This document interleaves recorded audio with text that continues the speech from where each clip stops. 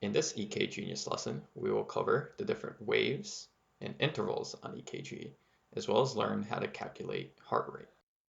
Looking at this example of a normal EKG, let's label our waves and intervals. The first wave is our P wave, which is atrial contraction. Then we have our Q wave, followed by the R wave. The R wave on any EKG is always the first positive deflection following the P wave. Then we have our S wave. Together, these last three give us the QRS complex for ventricular depolarization. And finally, we have our T wave, which is ventricular repolarization. Atrial repolarization is going to be smaller, and it is typically hidden within the QRS complex. Moving on to intervals. The first one is the PR interval, which is measured from the beginning of the P wave until the R wave. The PR interval basically gives us the delay between atrial and ventricular depolarization. Next, we have the QRS duration, which tells us how long it takes for the ventricles to depolarize. Then we have our QT interval, which is measured from the Q wave until the end of the T wave, and gives us an idea of how long the ventricles are in a refractory period. Now, let's talk about calculating heart rate. There are two main ways that we can calculate the heart rate on an EKG. Let's start off by looking at the first one. A typical EKG strip, so here we're looking at lead 2 on the bottom, is a 10-second long strip.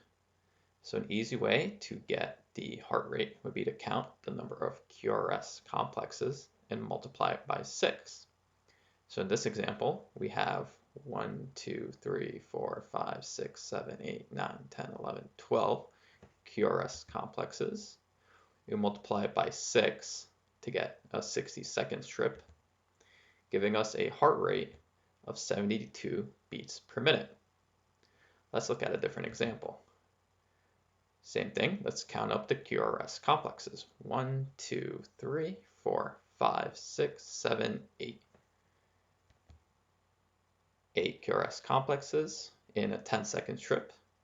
Multiplied by 6 gives us 48 beats per minute. Let's look at this example here of atrial fibrillation, which we'll discuss a little later. Let's count the QRS complexes. I'll save you the trouble, it's 27. We multiply by 6, get a heart rate of 162 beats per minute. So now let's look at this one on the bottom. We have 1, 2, 3, 4, 5, 6, 7, 8, 9, 10 QRS complexes. If we simply multiply it by the 6, we get a heart rate of 60, which sounds normal. But if we do that, we're sort of ignoring this burst here of tachycardia that we see. So what we can do is calculate a separate rate for this burst of tachycardia. To do that, let's take a closer look at the boxes that we see on an EKG. Each one of these small boxes that we see, like this one here, is equal to 40 milliseconds, or 0.04 seconds, which would make one of these large boxes, like this one here, 200 milliseconds, or 0.2 seconds. From this, we can extrapolate a formula that we can use to calculate heart rate. We take 60 seconds in a minute and divide that by an R to R interval in seconds, which would give us the heart rate in beats per minute. So let's look at an example of an R to R interval equal to one large box, or 0.2 seconds. So we have 60 seconds per minute divided by 0.2 seconds gives us a heart rate of 300 beats per minute. Now let's say we have a different number of boxes. We can change our formula here to 60 seconds per minute over the number of large boxes multiplied by 0.2 seconds, which we can further simplify to equal 300 divided by the number of large boxes gives us the heart rate. So let's go back to our earlier example.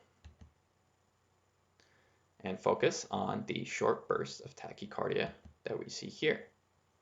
Using our formula, we can say that the heart rate for that short burst is going to be 300 divided by the number of large boxes that give us the R to R interval. So we have 1 box, 2 boxes.